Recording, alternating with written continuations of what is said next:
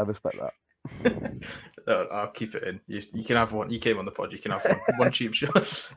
This sets us up nicely for this is about to go in terms of us disagreeing. So the big question when I like to do a little sort of straw poll with people I know. There's insider tip. There's about 7 or 8 people that know who's coming on the podcast before it goes out, and I always give them the question. I'm going, if you were talking to this person, what questions would you ask them to get a good feedback? And every single one of them hit me with going, but data doesn't tell everything. You've still got to see them with their eyes, which you did stumble upon a bit quickly right at the start, but that was an hour ago, so I think the listeners might have forgot, so we're good. The eyes versus the stats debate. There is always that it factor of, I want to see that guy play with my own eyes, or I have seen him play with my own eyes. I don't care if your stats tell me he's a 4 out of 10 winger week in, week out. I know he's a game changer. Yeah. So we're going to start off. Is that a true debate, or is that people trying to defend themselves? Yeah, I think sadly for the controversy level of this, your mates are absolutely right. Like it's the thing with please join us next week for episode 7 of the the thing with stats are that they don't tell us everything, and anyone who thinks that they do is delusional. So, for example, if you believe that possession, if you look at possession stats and you plotted teams based on how much possession they have, you would get incredibly skewed. Yeah, and you went, well, that the top team are the best and the bottom team are the worst. You would get almost exactly the inverse of the league, because Saracens and Leicester, they're 2 of the lowest possession teams in the league. X are one of the top possession teams in the league. And so you kind of see that actually really it's basically doesn't tell us anything really that. And so what often happens in this debate is that people say something like, meters gained is completely pointless. It's a useless stat. And you think, well, it's not a completely useless stat. It's got value if it's used correctly. And it's like any stat is essentially useless unless it's put into some kind of context and used correctly. And that's what I think a lot of, there was that big debate earlier this year about how useless the Six Nations pundits were, and that actually we wanted a bit more analysis. And what a lot of people came back who weren't on the analysis side of things say was, we don't want people spending 10 minutes going, X made 10 meters, Y made 52 meters, Z made 4 clean breaks. And you think, no one wants that. I mean, if I'm incredibly statsy, that's absolutely the opposite of what I want, because it just turns people off. What I want is them to take something that the stats or the video is showing and then dig into it during halftime. So, for example, you can look at stats and go, Gloucester made 30 kicks in that one half. And then you can look on the video and go, well, why are they kicking? What is it that they're getting out of this? Has it been successful? Have the opposition, they turn the kicks successfully when they have kicked them away? And that's a much more interesting debate than just going, Gloucester made 30 kicks, over to you. Like that's not interesting. But on the flip side, and just to defend stats, the kind of the just to keep myself in a job. Yeah, exactly. And luckily, I also, because I think you have to do a lot of the video stuff as well, because like I say, it stats don't tell you everything.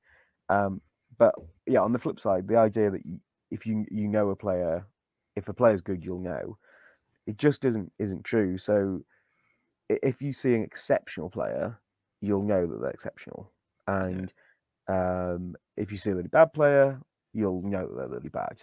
But there exists the vast majority in this, bell curve in the middle. I was going to say, it's like the extremities of a bell curve. Yeah, exactly. You can tell those extremes, but whatever it is, 67.5%, is it? Or no, 72.5, whatever sits in the middle of the bell curve, they're all the players that you're now trying to differentiate between, and you just can't do that, and it's why we all moan about the teams of the season and players of the season, all those kind of awards, because we're hundreds of thousands, if not millions of people who all watched a lot of games and disagree because maybe we support one team, or maybe we like our wingers small and value speed over power, and so we think one player is better than another. And what usually happens is if you think a player is good, you'll see that in the stats. Like if there's something that you value, that'll be in the stats, whether that is just as simple as try scoring, or whether it's something like work rate. If you think someone works hard, if you think someone does a load of stuff, then surely that has to appear in the stats. And if it doesn't appear in the stats, then why not? They don't do it. Yeah.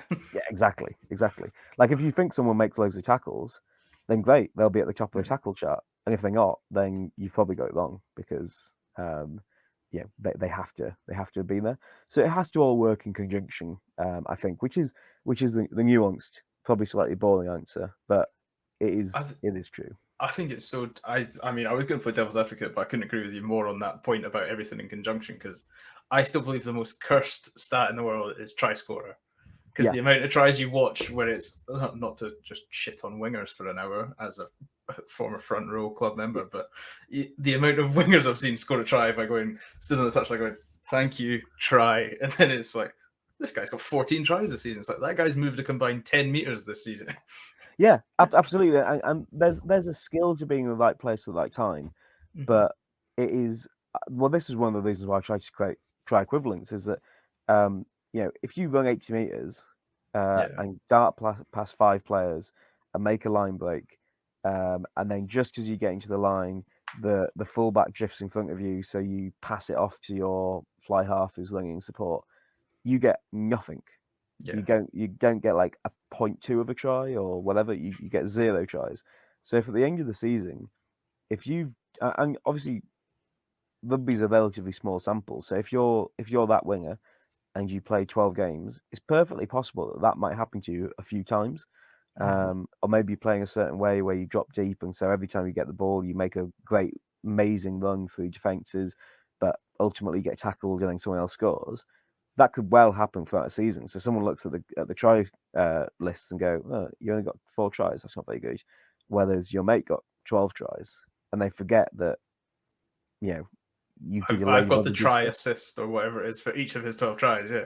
Yeah, exactly. And so yeah, it's there's more to it than no one stat is going to encapsulate everything, and there's more to it than usually goals or tries. Is there? So I've gotten so one of my big arguments in debate was, do you remember? I know you're not much of a football fan. Do you remember the famous Newcastle goal against Norwich? Not Newcastle, the Arsenal goal against Norwich, where it was about 7 or 8 different passes, and Oh, vaguely. and then it because there was a big joke, I think somebody put it on Pornhub and went 11 Londoners do horrible things to a Norwich football club, Yeah. But it was like so everybody prayed and then so it was this beautiful work movement. I think it's like 7 different people passed the ball, and obviously the only 2 stats that came out of it was this guy got the assist and this guy got the goal. Yeah. So if you were to read it on, and it was so if you read it on paper, it read 7 short passes. He passed it across the box to this guy, which if you were to play it in your head, you just saw it as some guy just passed it across the goal and the other guy hit it in. Yeah.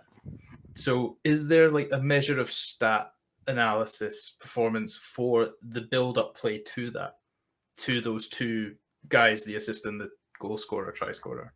Yeah, so it's interesting football because basically their approach has just been to keep going backwards, really. So they have assists, and then they have I forget what it's called now, but it's basically if you assist the assister, you get marked for that.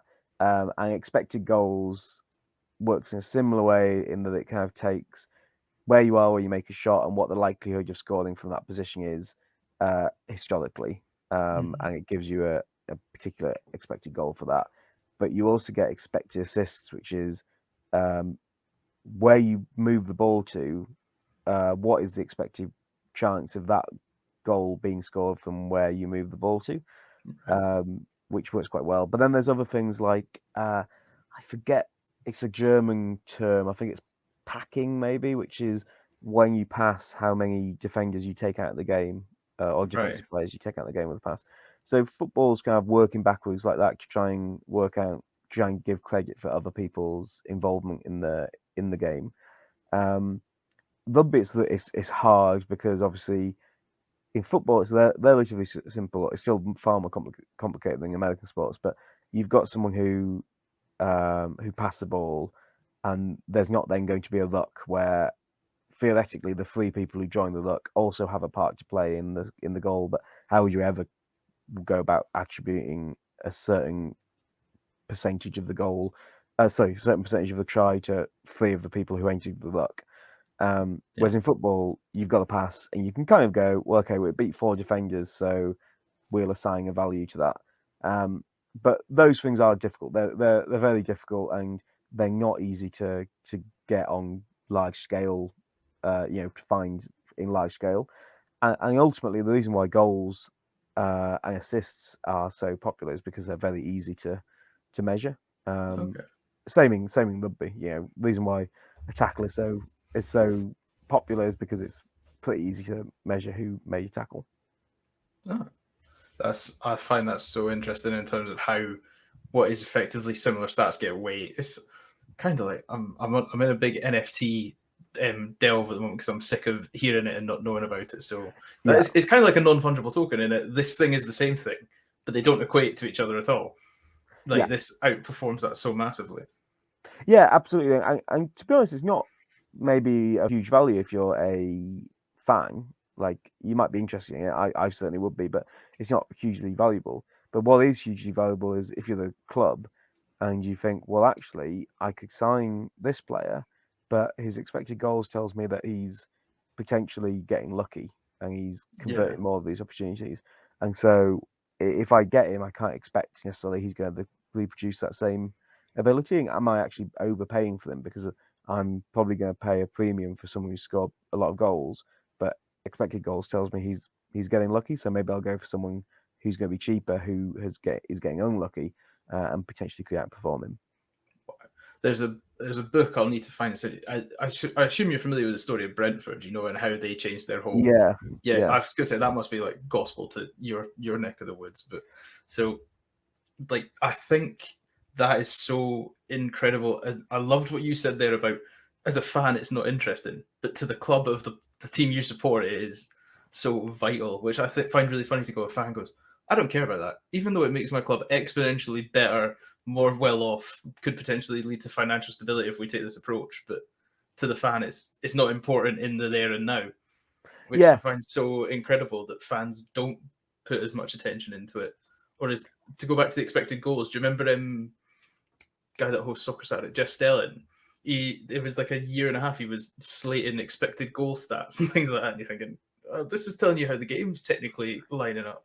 Yeah. I mean, things like expected goals and I guess similar stuff in different sports always get slated early on, and it's just a boring cycle where someone slates something, and then it proves its value, and then it becomes in the popular domain, and then something new comes along which you think, oh well, actually you realised with the old one that you were a bit stupid slating it because now you realise how valuable it is, but they don't. They just continue slating it, and and start again with the new one. And that's the thing with a lot of stats, and what I was definitely guilty of when I was younger was just assuming this is gospel. And so if this is said, then it's true. And you should always take a healthy criticism to stuff, and you should always, you should consider whether what you're saying is accurate with hindsight and with new information, and that always should be the case. But I think there has to come a point where you can't just be blinded and critical of literally every single thing that comes in that's a bit new. Like, at some point you just have to kind of go, okay, well, these people have had hits with all the last ones, so maybe we actually trust them on this one. And yeah, I find that quite frustrating that we seem to always end up from the start. Okay, well, I love that. So it's kind of like almost like gambling in a way of going, just because you got it right on this many occasions, the law of averages, you're probably going to get it wrong, so we can't take that chance to then trust you. Like, the evidence still needs to come every time. There's not a case of this guy going, like, I'm trying to figure a way to explain it, like, because I'm not not a half-arsing situation. Like, I don't accuse anybody of ever half-arsing their professional job. I have worked with people in hospitality who do half-arse their job, but Yeah.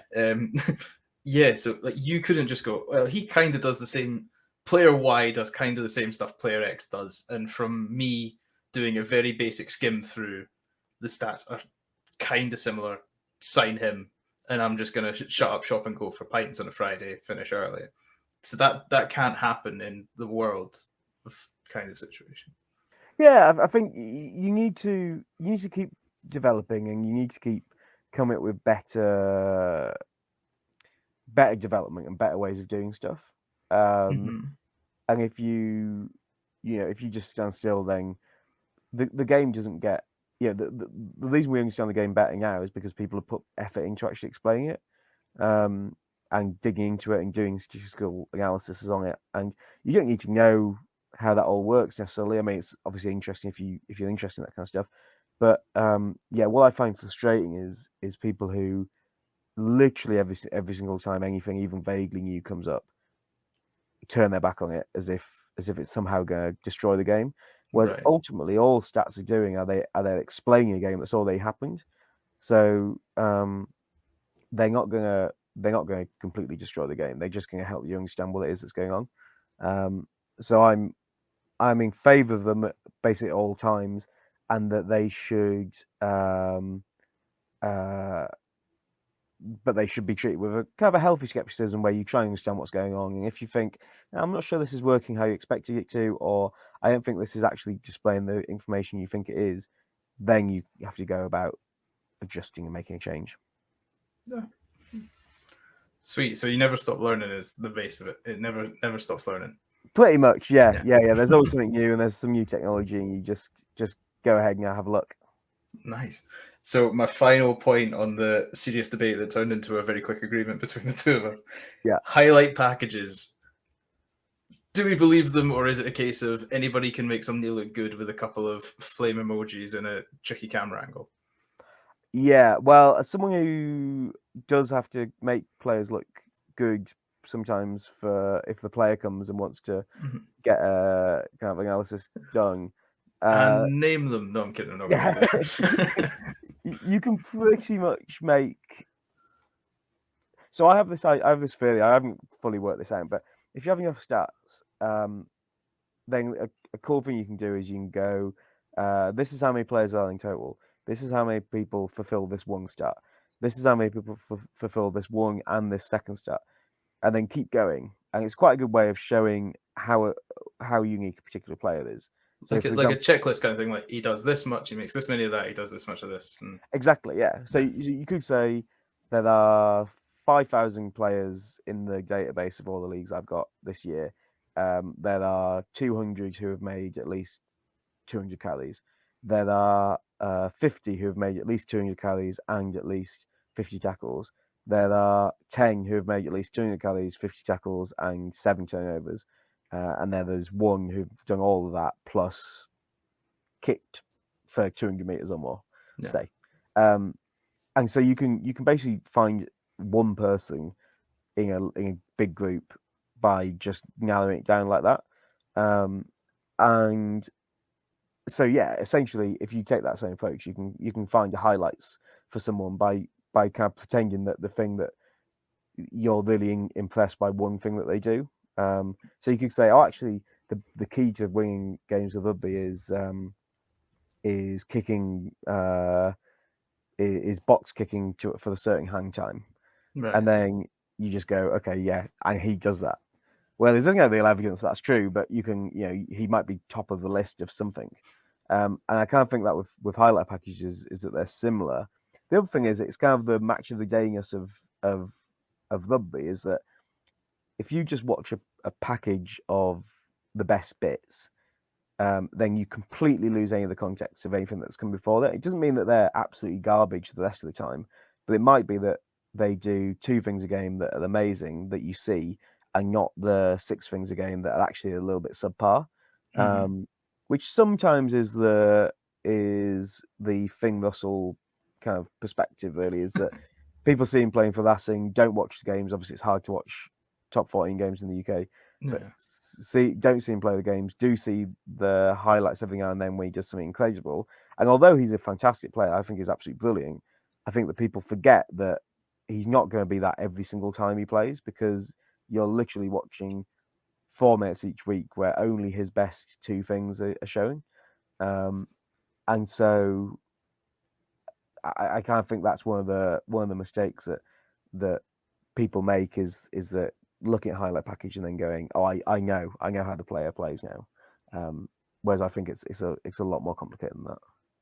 I love that you chose Finn Russell there, because he is like the pivotal of what we see with our eyes tells us he's a great player, but the stats might dictate that he's actually our beloved 6 out of 10 winger. Once again, not shitting on wingers, but our beloved 6 out of 10 winger that's just fairly consistent, or the prime John Olomu, but you'll have 10 games after that where he barely touches a 4 rating out of 10. Yeah, he is. I mean, he's brilliant. I feel slightly bad maybe for picking him, because I know that he's kind of an easy target. But yeah, he is excellent.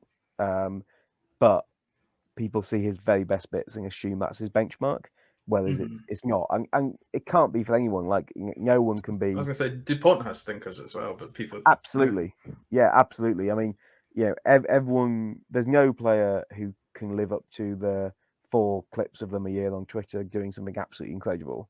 And it's also foolish to assume that they can. So if you watch someone, you'll watch one player doing an amazing kick, and you'll go, oh, they must be an amazing kicker. Whereas actually, we need more evidence to jump to that conclusion. Yeah, you've missed the one where he shinned it, and the other one where it got caught on the helicam and went backwards or something. Exactly, or the one that was just decent. That was just absolutely decent, which is kind of what you expect of someone who kicks. That there's going to be a spread of very good, decent, and very bad, and you can't tell from highlights whether that, to using to repeat it, the bell curve, whether that is shifted one way or the other, whether they're actually fairly bad, but we don't see it, or whether they're actually really good, but we just don't see enough, or whether they're just middling, which is what we obviously expect. Wow.